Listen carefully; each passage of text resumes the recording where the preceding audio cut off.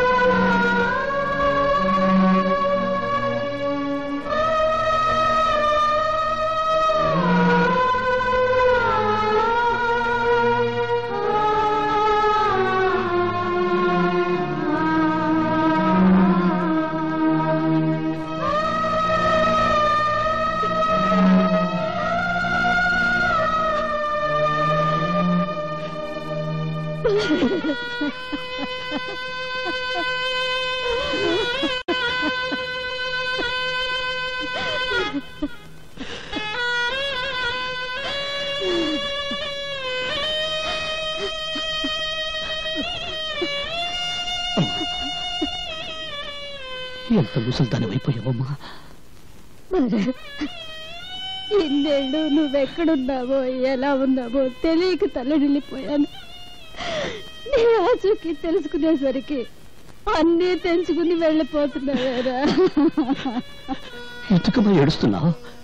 ఈ దేశంలో పుట్టినందుకు ఏదో ఒకనాడు ఆకలి మంటలతోనూ, కులాల కొట్లాటల్లోనూ, మతాల కుమ్ములాటల్లోనూ, ఎన్నికల బాంబుదాడుల్లోనూ కుక్క చావు చావాల్సిందే. నేను అలా చావడం లేదమ్మా. చావు బ్రతుకుల మధ్య కొట్టుకులాడుతున్నా ఈ దేశానికి ప్రాణం పోయటానికి నా ప్రాణం ధరబోస్తున్నానమ్మా. సరిగ్గా 30 సంవత్సరాల క్రితం ఇదే గదిలో బాంబు కేసులో అరెస్ట్ అయింది మీ నాన్నగారిని కలుసుకోవడానికి వచ్చాను.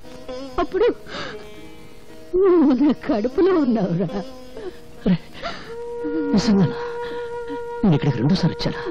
అయితే నాకు ఇది కలిసి వచ్చిన చేయాలన్నమాట. సావుని ఎంత ధైర్యంగా ఎదుర్కొంటున్నావురా. ఈ రోజు నాకెంతో ఆనందంగా ఉంది. నా బిడ్డ చావులో ఉత్సాహం ఉంది, దేశభక్తి ఉంది. వచ్చే జన్మలో కూడా నువ్వే నా బిడ్డగా పుట్టాలిరా. ఈసారి నేను ఆడపిల్లగా పుడతానమ్మా. 45 ఏళ్ల స్వరాజ్యంలో విజయం సాధించింది ఒక్క సారావజ్యం. అది చేసింది ఒక ఆడది. అందుకే వచ్చే జన్మలో నేను ఆడదానిగా పుట్టి మగాళ్ళు సాధించలేంది ఆడపిల్లగా పుట్టి సాధించాలని ఉందమ్మా. నీ చివరి క్షణాల్లోనైనా నీ దగ్గరే ఉండాలనుందిరా. ఓ పని చేయమ్మా, పెద్ద బండరాయి తీసుకుని జైల్లో నెత్తి మీదవి. నువ్వు జైల్లో పెడతారా? నాకు దగ్గరగా ఉండొచ్చు. బాబు, రేపు నా గురి వేస్తారు, నా శవాన్ని నీకు అప్పగిస్తారు. నాకు తలకు నువ్వు పెడతావు కదా అమ్మా. తాతయ్య చితికి నేను నిప్పట్టించలేదు, నీ కోపంగా లేదు అమ్మా. చిన్నప్పుడు చదువుకోవడానికి దీపం వెలిగించావు. ఇప్పుడు నా చితం నువ్వు వెలిగిస్తే ఆ మంటల్లో చాలా మంది చదువుకుంటారమ్మా ప్రపంచాన్ని గురించి. తాతగారు అక్కడ కలిస్తే ఏం చెప్పమంటావమ్మా? చెప్పడానికే ఉంది బాబు. నువ్వు పెళ్లి చేసుకోలేదని చెప్పు. మన వంశం నీతోనే అంతరించిపోతుందని చెప్పు. కాబోయే కోడలి కోసం చేయించిన మంగళసూత్రం మీ అమ్మ కొంగునే ఉందని చెప్పరా.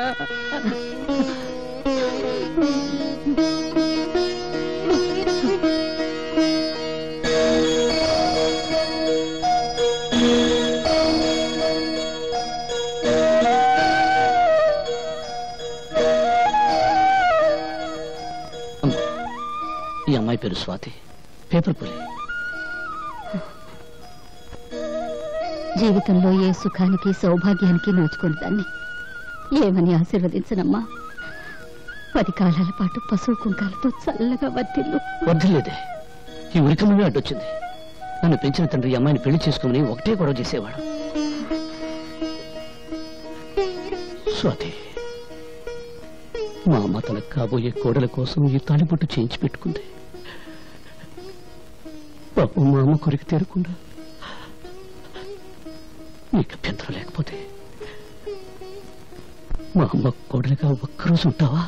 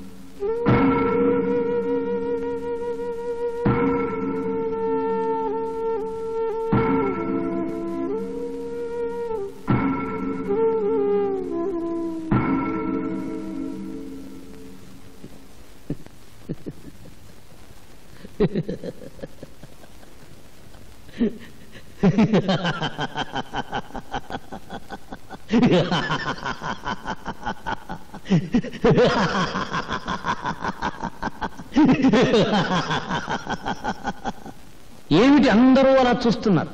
వీళ్ళు ఎలా ఉరి తీస్తారో చూద్దామని సరదాగా తమాషాగా వచ్చారా? చూడండి, బాగా చూడండి. ఇప్పుడు నాకు ముసిగేస్తారు, తాడు తగిలిస్తారు. ఈ తలారి సోదరుడు ఒకే ఒక గుంజు కసక్కును గుంజుతాడు, అంతే. నాలుగు ఇలా బయటకు వస్తుంది, కళ్ళు ఇలా పుడుచుకొస్తాయి, మెడ ఇలా వేలాడుతుంది. ఫినిష్. నేను చచ్చిన తర్వాత పాపం ఈ కుర్రాన్ని చంపడం అన్యాయమని కొంతమంది కొనుక్కుంటారు. ఈ అన్యాయాన్ని ప్రతిఘటించాలని మరికొంతమంది పిడికిలి బిగించి ఆవేశపడతారు. న్యాయమో అన్యాయమో అంతా పైవా డిక్టేషను, మనకెందుకు లేని వేదాంతం పలుకుతూ కొంపలు కడతారు. పెళ్ళాలు కూటికి పిలుస్తారు, తింటారు, నిద్రపోతారు, తెల్లారిపోతుంది. అంతేగాని వీడిని ఎందుకు ఉరి తీస్తున్నారు, వీడెవరి కోసం పోరాటం చేశాడు అని మీ మనసులో పుట్టదు. అసలు మీకు మనసులుంటే కదా పుట్టడానికి. అప్పుడు మీ మనసు తెల్లవాడికి బానిస, ఇప్పుడు నల్లవాడికి బానిస. దేశభక్తి మీలో ఎప్పుడో చచ్చిపోయింది. ఒకవేళ ఉన్న అది ఆగస్టు 15వ తారీఖున జెండా ఎగరవేసే టైంలో చటుక్కున పుడుతుంది. జనగణమన అధినాయక జయ హే అని పడగానే పుట్టుక్కున చచ్చిపోతుంది. అది అగ్గది పుణ్యభూమి నాది. హోంవర్క్ చేయలేదని పిల్లాన్ని, కూర సరిగ్గా ఉండలేదని పెళ్ళాన్ని తిడతారు కానీ మాకేం చేశావని ఎప్పుడైనా ఏ మంత్రినైనా నడి రోడ్డు మీద కాళ్ళను పట్టుకుని నిలదీసి అడిగారా? ఓహో, దమ్ము లేదు. తరతరాల నుంచి మహారాజుల దగ్గర నుంచి నేటి రాజకీయ నాయకుల దాకా వాళ్ళ కళ్ళ చుట్టూ గానుగుల్లా పినుగుల్లా తిరగటం మీకు అలవాటైపోయింది. మీ జీవితంలో కొత్త సూర్యోదయం కోసమే అడవుల పాలై ఆకలి దప్పులను సహిస్తూ ప్రాణాలను సైతం త్యాగం చేస్తున్నా దారి తప్పిన నాలాంటి సోదరులను చూసైనా మీ పీకు గుండెల్లో ధైర్యం పుట్టదు. అడుగడుగున ఆకలి, అవినీతి, దరిద్రం, దౌర్జన్యం, నిరుద్యోగం విలయతాండం చేస్తుండా 47 సంవత్సరాల స్వరాజ్యంలో మనకెందుకు ఈ గతి పట్టింది? ఎందుకు మనం పందుల్లా, కుక్కల్లా, నక్కల్లా, పశువుల్లా హీరాతిహీనంగా బ్రతుకుతున్నాం అని మీ వెర్రి ముర్రి బుర్రంలో ఆలోచన పుట్టదు. అంతా విధి, కర్మ, నుదుటి రాత అని మీ అసమర్థతను మీరే కప్పించుకుంటారు. నూతిలోని కప్పల్లా, ముద్దురాతి చిప్పల్లా గిరిగీసుకుని బ్రతుకుతున్నారు. చందమామ రావే, జాబిల్లి రావే అని రాని చందమామ చూపించి చిన్నప్పుడు మీ అమ్మ మిమ్మల్ని మోసం చేసింది.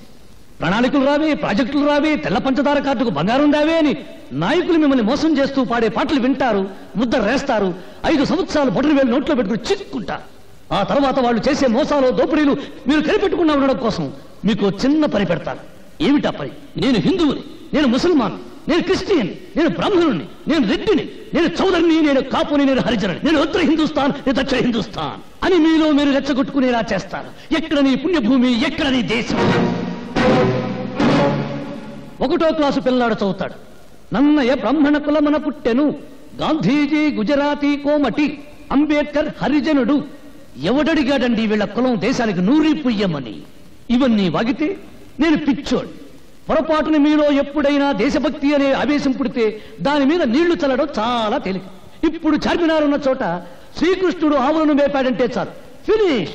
ధరలు పెరుగుతున్న సంగతి గుర్తురాదు, దరిద్రం పెరుగుతున్న సంగతి గుర్తురాదు, మీదెక్కి నాయకులు తొక్కుతున్న సంగతి గుర్తురాదు.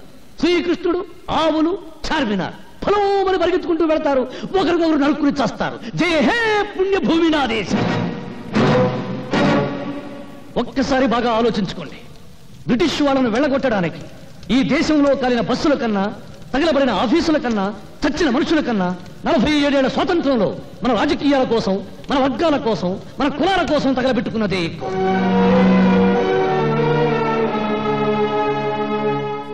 ఏమిటి అందరూ మౌనంగా నిలబడ్డారు? మీ మౌనమే మీ బ్రతుకులకు సమాధి, మీ మౌనమే మీ బిడ్డల జీవితాలకు సమాధి, మీ మౌనమే జాతి చైతన్యానికి సజీవ సమాధి. ఎవరికి లేని తొల జల వేడికెందుకు నవ్వుకుంటున్నారా? అయితే నవ్వండి, బాగా నవ్వండి, నవ్వండి. చీవల్లా దోవల్లా బతుకుతూ నలిగి నలిగి నలిగి చావండి. నాకు ఈ జీవితం వద్దు. బ్రదర్ లాగించు, నీకు భోజనం టైం అయింది, నాకు చచ్చే టైం అయింది. పాపం వీళ్ళందరూ టీవీలో తెలుగు సినిమా చూసే టైం అయింది. లాగించు బ్రదర్, లాగించు. ఆపండి. చంపబడ్డవాడు దేశద్రోహులని స్వాతి సాక్ష్యాలతో నిరూపించింది. రాష్ట్రపతి అతని ఉరిశిక్షను రద్దు చేశారు.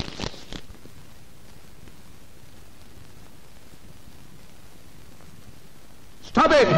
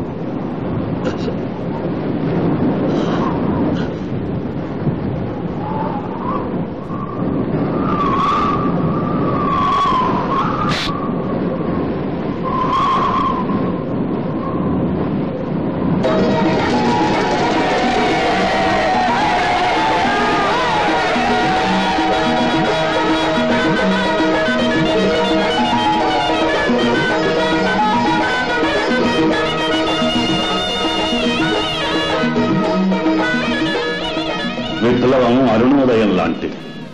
అది అస్తమించదు. ప్రతి విప్లవ వీరుడి గుండె నుండి కారిన ఒక్కొక్క నెత్తురు చుక్క ఈ దేశానికి ఒక్కొక్క సూర్యుడు.